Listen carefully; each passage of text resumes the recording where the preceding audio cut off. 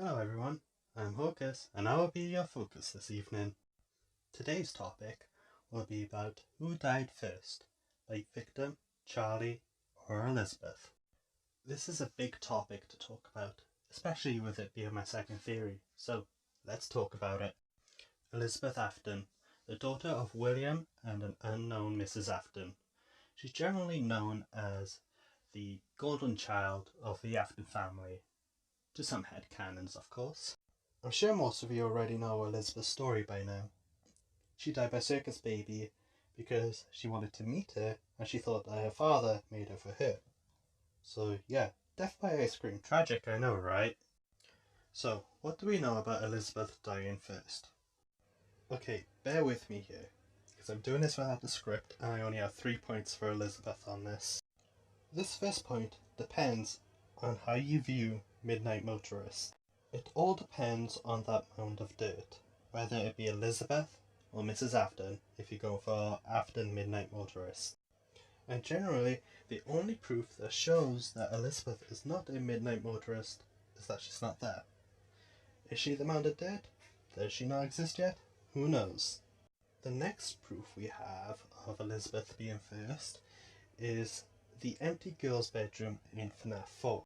Generally, I don't really see that as proof due to the fact that Elizabeth wasn't a character yet.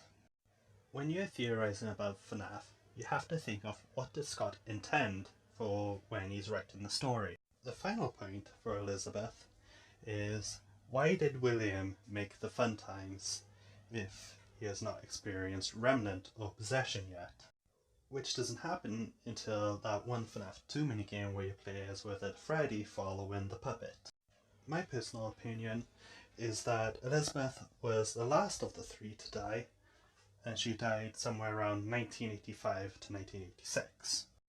Now, originally I was going to start off with bite victim, but some of Charlie's evidence also may include the bite victim, so I'm going to do both of them together.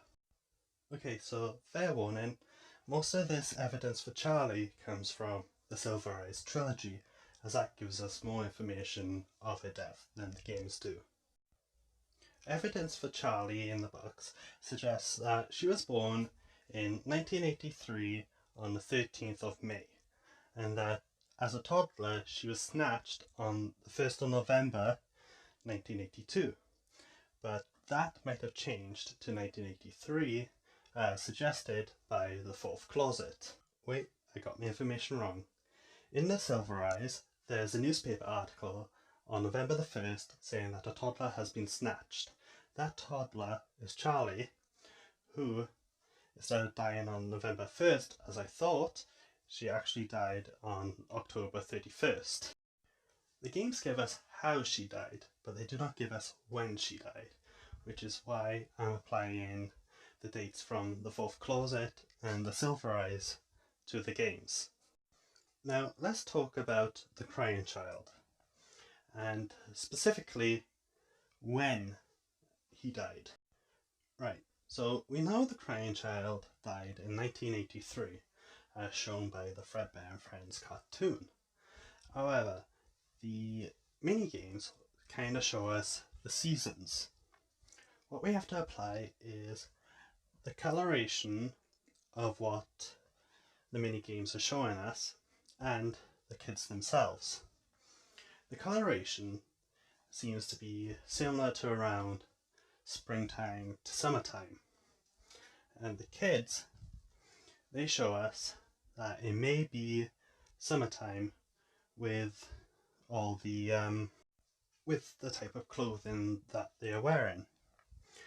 When you look at them, they mostly seem to be wearing t-shirts and shorts and other sorts of clothing that may suggest it to be summer. But it's also the fact that none of the children are at school whatsoever. The crying child freely walks to his house to Fredbear's on what seems to be a daily basis. Right, I'll speed this along now because I'm starting to run out of things in my brain to say, because without a script this video is terrible, and with the crappy mic I got. Right, so From my point of view, the crying child died around summertime, and Charlotte, with evidence from the novels, is shown to die around about October to November time, and both have died in 1983. As a reminder, this video is nothing but a theory. You can use it to come to your own conclusions, but never use it as complete evidence. I'm Hocus, and I was happy to be your focus.